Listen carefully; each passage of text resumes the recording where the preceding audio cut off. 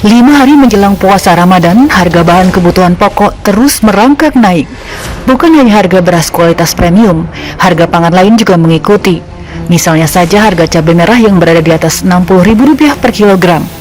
Harga telur ayam ras yang terus naik dan berada di atas Rp30.000-an per kilogram. Harga minyak goreng dan gula pasir. Kondisi ini dikeluhkan masyarakat, terutama para pedagang makanan. Ya emang bahan pokok semua naik, nggak bahan pokok aja, jadi segala sesuatu semuanya naik. Nggak bahan pokok, nggak sayuran, semuanya naik. Kalau semuanya berarti cabai, telur, apalah semuanya naik. Yang paling tinggi naik apa ya? Cabai kali ya, dari dulu nggak turun-turun, naik mulu. Dari harga 50 ke 100 terus maunya dia. Ya sangat-sangat berat sekali gitu. Umpamanya udah bahan pokoknya mahal, porsi masih segitu-gitu doang. Ya bahan udah naik semua, melejit, nggak kebayang lah gimana. Udah mulai dari sayur-sayuran, cabai, bawang, segala macem gitu loh. Semacam tuh cabai yang masih melambung mulai dari harga 40 sampai sekarang 80 apa 95 itu sekarang. Kalau umpamanya porsinya dikurangin, bayarnya ditambahin, saya nggak bisa. Soalnya kasihan sama yang pembelinya. Bahkan Menteri Dalam Negeri Tito Karnavian ikut mewaspadai lonjakan harga pangan jelang puasa Ramadan. Ia meminta agar para kepala daerah mengatasi mahalnya harga pangan. Mensosialisasikan kepada rekan-rekan pengusaha telur, pengusaha beras, pengusaha minyak tadi, kemudian pengusaha daging. Ini yang mungkin perlu diajak kumpul dengan Forkompinda dan kepala daerah, ingatkan dulu. Mereka sudah paham pemain-pemainnya semua di daerah ini. Nah ini cukup dicolek-colek aja, udahlah, jangan sampai terlaluan kira-kira gitu. Itu udah ngerem. Tapi kalau seandainya diperintahkan bergerak, nindak semua.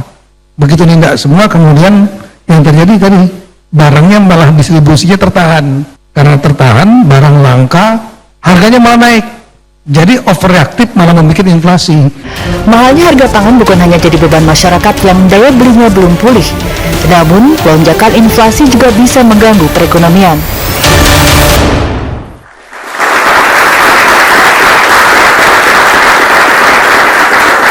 Selamat malam pemirsa.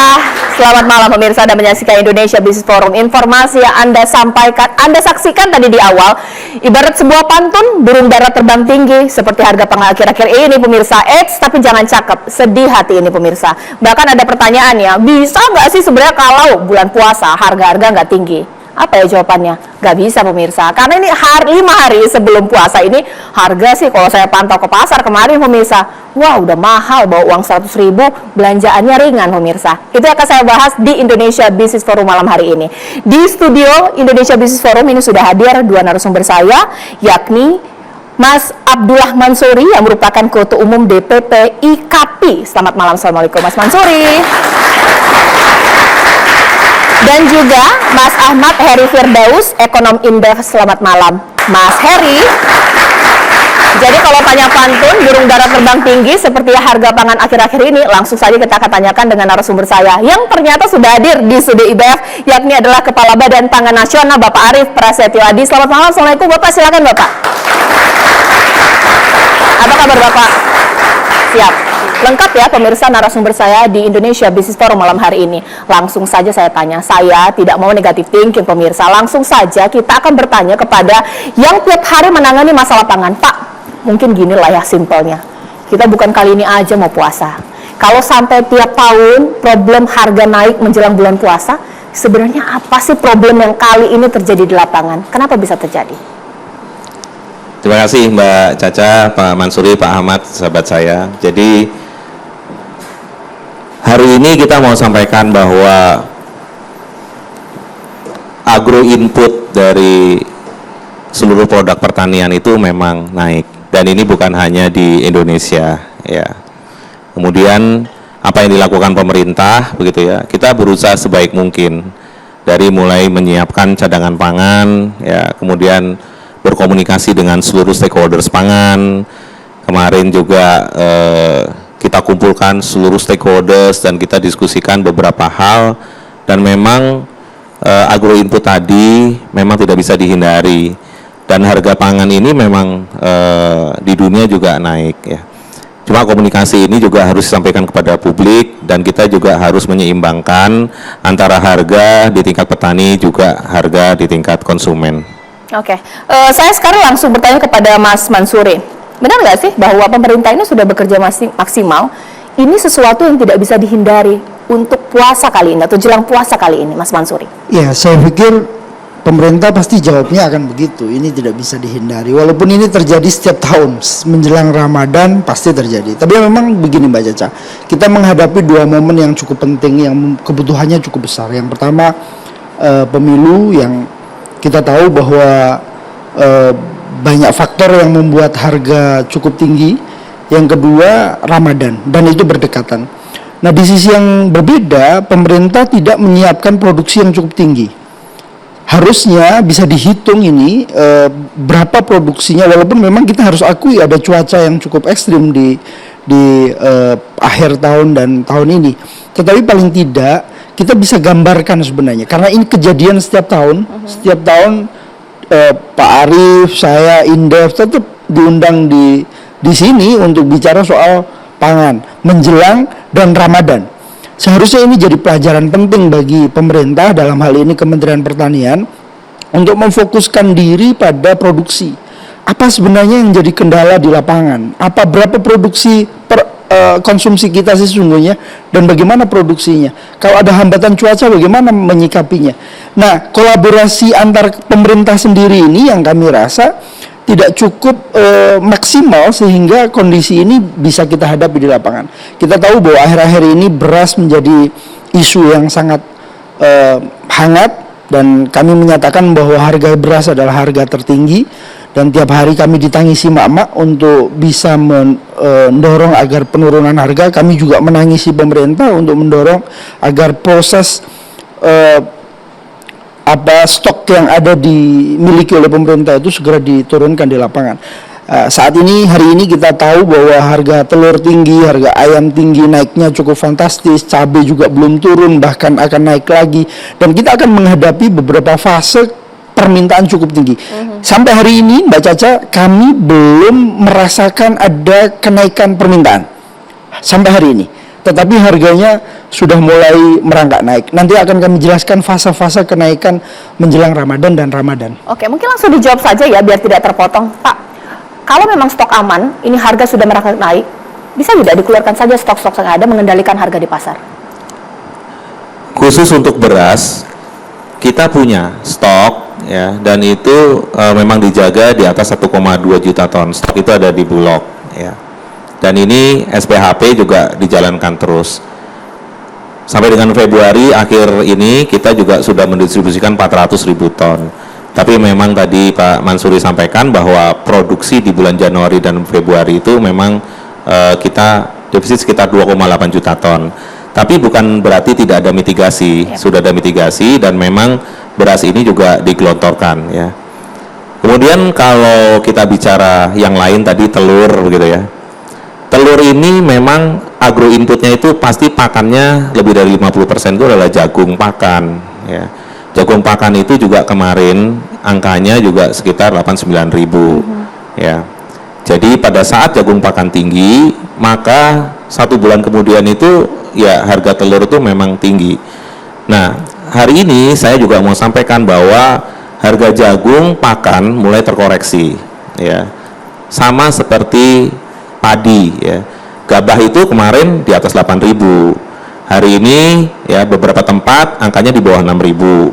Rata-rata nasional 7.020 gitu ya. Artinya apa yang disampaikan tadi oleh Pak Mansuri memang betul. Ini kita sekarang punya challenge di produksi ya. Jadi memang seharusnya kita semua dorong tentunya kementerian lead sektornya ada di Kementerian Pertanian. Kalau kemarin dalam rapat internal dengan Pak Presiden sudah menyampaikan pupuk itu subsidi juga akan ditambah lagi. Jadi dulu itu pupuk subsidi itu ada 9,5 juta ton. Kemudian tahun ini 4,75 ton ya. Ini yang harus cepat atau disegerakan sehingga pada saat musim tanam airnya cukup, benihnya cukup, ya perlu pupuk. Nah, pupuk ini jumlahnya ya total harus dekat-dekat dengan 4-5 tahun lalu sekitar 9,75. Ya, tidak mungkin memproduksi baik ya kalau pupuknya tidak cukup. Tidak mungkin bisa produksi kalau airnya tidak cukup. Maka sering kita sampaikan sudah dibangun 61 waduk tambahan ya. Itu perlu sampai saluran irigasi premier, tersier semua. Jadi ini memang harus komprehensif dan tidak bisa hanya dilakukan oleh satu kementerian saja, tapi seluruh kementerian dan lembaga. Nah, kalau saya bisa pahami, jadi saudara-saudara saya nih pedagang pasar, IKP gitu ya. Memang saat ini yang paling tough itu memang yang di hilir ya. Yang paling tough itu di hilir. Kenapa? Karena yang di hulu ini ya sedang menikmati. Karena NTPP nilai tukar petani tanaman pangan hari ini itu 120,30% ya. Ini tapi untuk masyarakat yang 22 juta KBM ya, keluarga penerima manfaat itu juga sudah dilindungi pemerintah. Nah, tinggal saya ingin bicara nantilah dengan teman-teman IKP, pedagang pasar, saudara saya yang di pasar ya, ini memang perlu treatment khusus ya hari ini ya. Sekarang saya ingin ke Mas Heri. Mas Heri, sebenarnya seberapa besar faktor permasalahan global dengan apa yang terjadi di nasional kita? Ataukah memang ini besar karena nasional tidak bisa mengendalikan harga sehingga terjadi kenaikan, seperti apa? Iya, kalau kita lihat dampak dari global ini kan terkait dengan pertama ya semua negara mengalami hal yang sama, khususnya terkait dengan iklim. Adanya perubahan iklim menyebabkan pergeseran masa panen. Masa tanam. Jadi kalau masa tanamnya mundur, maka panennya juga akan mundur. Yang biasanya misalnya bulan Februari sudah panen, ini mundur bisa ke Maret atau April. Nah, artinya di situ ada tantangan dari sisi peningkatan produksi. Nah, tantangan dari sisi peningkatan produksi ini terjadi di saat peningkatan permintaan juga sedang terjadi. Kalau kita lihat, kalau kita telusuri dari awal, sebenarnya ini sudah mulai terjadi ketika menjelang pemilu. Ya, di mana pemilu ini kan mengakselerasi permintaan. Ada tambahan perputaran uang, misalnya dari biaya kampanye itu sampai ke 80 triliun. Ini tentu dampaknya ke permintaan pangan yang terus meningkat. Nah, sementara tantangan dari sisi produksinya ini akibat adanya musim tanam yang mundur, nah ini juga kan berdampak terhadap jumlah stok atau cadangan. Kemudian juga ditambah lagi menjelang puasa yang kita tahu ya tradisinya pasti hampir bisa dipastikan akan terjadi lonjakan permintaan. Jadi mungkin Februari, Maret, April ini akan terjadi lonjakan permintaan yang cukup besar yang kita tahu di Februari sudah terjadi, di Maret ini juga kemungkinan nanti terjadi, dan di April juga menjelang hari raya ini bisa terjadi. Tapi kembali lagi tantangan dari sisi produksinya ini bisa menyebabkan harga itu bisa meroket juga seperti itu. Nah, harapannya nanti menjelang panen raya ya akhir April atau April atau Maret ini bisa setidaknya menstabilisasi harga, khususnya beras misalnya. Kalau misalnya harga sudah kembali mereda dan stabil, harapannya kan kita bisa hari raya itu daya beli masyarakat bisa terdorong sehingga tidak menggerus pertumbuhan ekonomi. Ini habis lebaran dong baru bisa normal begitu ya? Iya, karena kita menunggu sekali lagi menunggu panennya gitu. Baik pemirsa. Kalau ditanya siapa yang paling terdampak, ya rakyat jelata pemirsa. Ini mau puasa pemirsa, masa kemudian karena harga begitu naik, satu telur dibagi satu keluarga pemirsa. Apa yang dilakukan pemerintah untuk mengendalikan harga pangan? Sesaat lagi di Indonesia Business Forum.